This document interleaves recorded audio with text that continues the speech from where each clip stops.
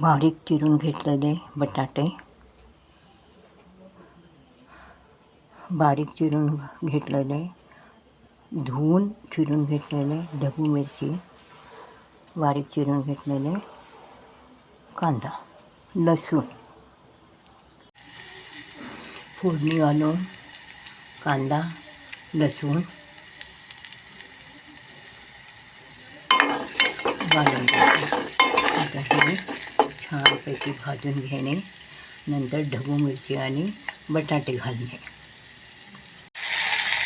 ढबू मिरची आणि बटाटे घातलेले आहे, असं परतून घेणे.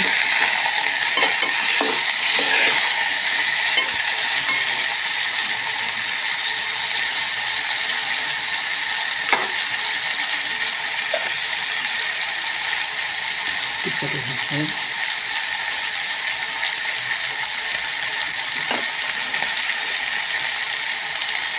मीठ घालणे, मीठ घाला, हळद,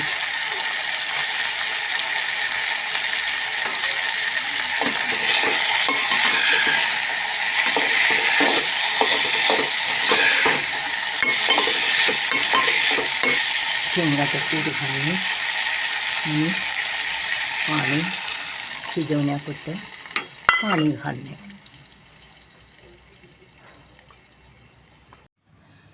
हे झाले बघा बटाटे ढबू मिरचीचं भाजी आणि हे टोमॅटोचं सांबार.